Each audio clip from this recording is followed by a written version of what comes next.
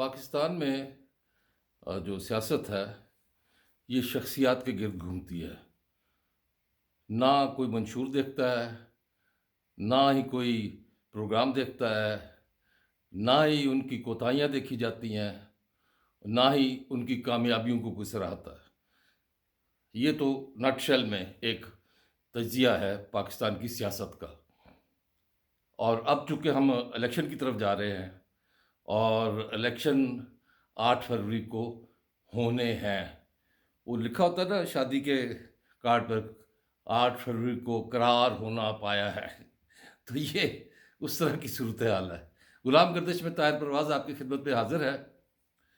मैंने चूंकि इलेक्शन में हिस्सा नहीं लेना, इसलिए मुझे किसी भी निशान से दिलचस्पी नहीं, किसी भी शख्सियत से दिलचस्पी नहीं, और ना ही मैं किसी सियासी पार्टी का रुकन हूँ।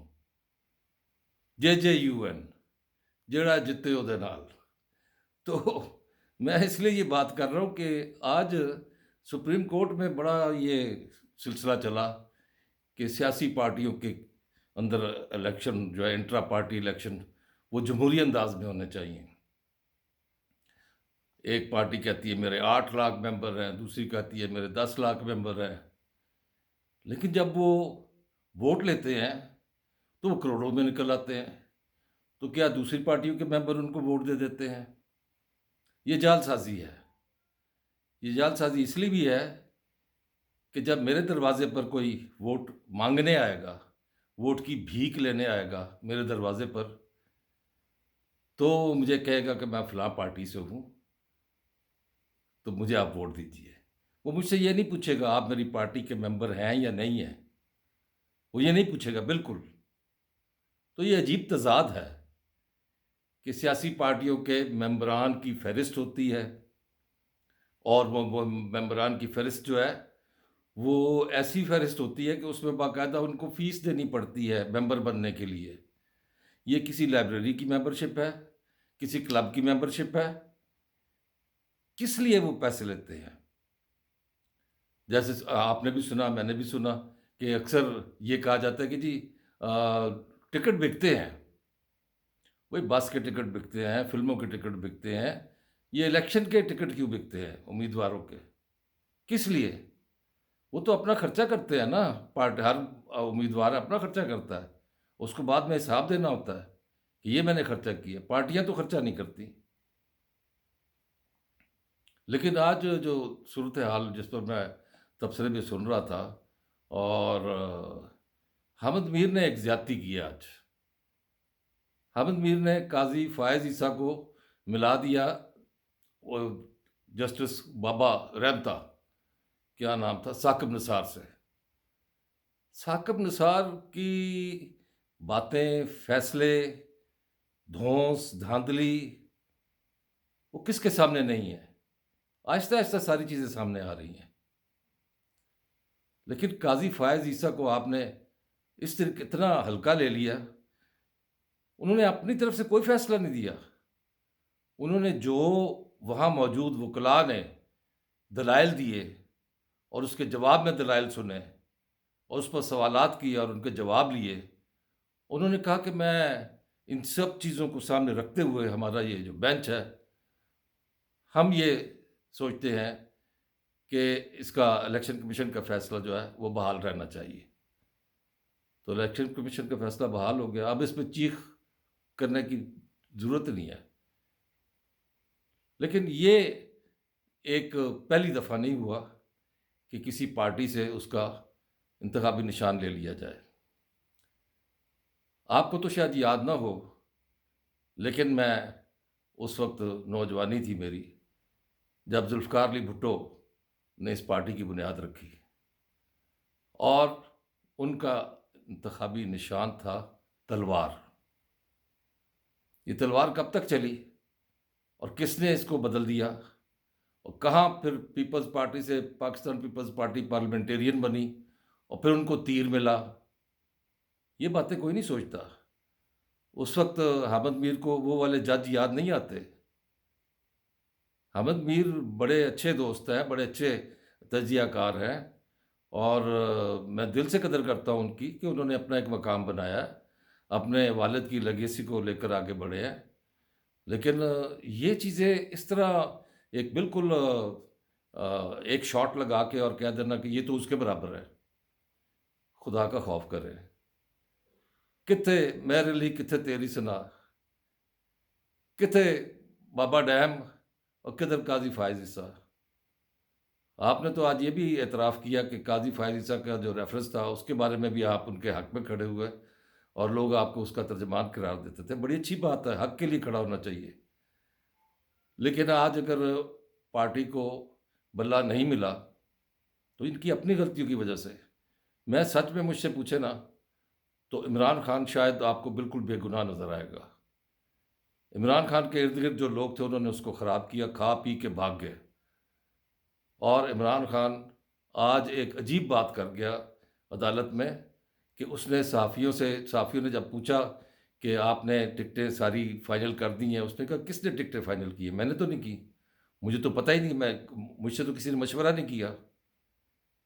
जब ये बात इमरान खान की मुझ तक पहुंची है और मीडिया में इसको नशर किया गया, उसने कहा ये आपको किसने क्या दिया? मैंने फाइनल किया, मुझसे तो कोई मशवरा ही नहीं हुआ। और बैरिस्टर गौहर खान अदालत से इजाज़त लेकर बाकायदा वहाँ जाते रहे और जाकर वहाँ पे वो कहते रहे हमने सारी लिस्टें फाइनल कर ली हैं। और इमरान खान ने इसको डिनाई कर दिया है। इस बात का कोई जवाब देगा मौजूदा तहरीक इंसाफ के जो लोग जो जिस तरह भी जिस भी ओहदों पर हैं? मुझे ये लगता है पाकिस्तान तहरीक इंसाफ को वकीलों ने यरगमाल बना लिया है। आप मुझे बताएं, वकील वोट लेने के जाएंगे तो क्या कहेंगे? इनके पास क्या मंशूर है? इनके पास क्या, इनकी लोगों से इनके ताल्लुक क्या है? ये अगर आप इनके पास कोई स्टाम्प भी अगर अटैच करवाने जाएंगे तो ये उसके भी पैसे लेंगे। केस के पैसे तो दूर की बात है, तारीख अगर दिलवानी है तो उसके भी ये पैसे लेंगे आपसे। इनका प्रोफेशन है। आप तारीख पर तारीख लेते जाएं, आपको बिल्कुल मिलेगी तारीख कि उन्होंने टांका फिट किया होता है मुंशी के साथ जो अदालत का होता है। तो ये ज़रा इस चीज़ को ज़हन में रखें कि इनका हल्का नियाबत इतना नहीं जितना सियासतदानों का होता है। मैंने शुरू में आपसे कहा था कि हमारे यहाँ सियासत शख्सियत परस्ती है, और शख्सियत, अगर शख्सियात की बात करते हैं, हमारे ज़माने में जुल्फ़िकार अली भुट्टो थे और दीगर रज़ा महब थे, मौलाना मौदूदी थे, वो लोग थे। और उस वक्त की दौलताना थे। अब ये अब की जो सूरत हाल है, अब के आजकल के ज़माने में आपको बेनज़ीर भुट्टो भी थी, अब नवाज़ शरीफ आपको नज़र आएंगे, आसफ़ अली ज़रदारी और बिलावल भुट्टो नज़र आएंगे, इमरान खान नज़र आएंगे, सिराजुल हक नज़र आएंगे, मौलाना फजल रहमान नज़र आएंगे। अब इसमें आप अगर इंतखाबी निशान नहीं है, मेरा मशवरा है तहरीक इंसाफ वालों से कि हर पार्टी जो है वो अपना ये दावा कर रही है कि हमारी सबसे बड़ी पार्टी है, हमने इतने करोड़ वोट लिए, मान लिया सब बड़ी पार्टी है। मैं सबको इसलिए कहता हूँ कि लेवल प्लेइंग फील्ड मिले। तो ये सब बड़ी पार्टी है, ठीक है जी। अब आपको यकीन है कि तहरीक इंसाफ खंबे को भी वोट देगी तो खंबा भी जीत जाएगा, तो आपने खंबे खड़े कर दिए। अब ये करें, जब आप कैंपेन करने जाएं या बैनर लगाएं तो उस निशान के साथ जो आपको बंदे को मिलेगा, बल्ले के बजाय कोई और निशान मिल जाता है, तो उस पे साथ इमरान खान की गोल दायरे में तस्वीर लगा दें। क्योंकि हमारे यहाँ शख्सियत परस्ती है, सियासत तो हमें नहीं आती, ना वोटर को आती है ना सियासतदानों को आती है। तो वो आप उनके इमरान खान की तस्वीर लगा दें, तो वो उस हल्के के लोग, जब वहाँ का नुमाइंदा वहाँ जाएगा उन लोगों के पास, तो वो तो अपने हल्के को तो जानता होगा ना वो, तो उनसे मिलेगा। वहाँ उसके अपने जो ज़ैली दफातर होंगे वहाँ के लोग जाएंगे तो बताएंगे जी ये तहरीक इंसाफ का नुमाइंदा है। तो कैसे वोट नहीं देंगे वो? बिल्कुल देंगे वोट।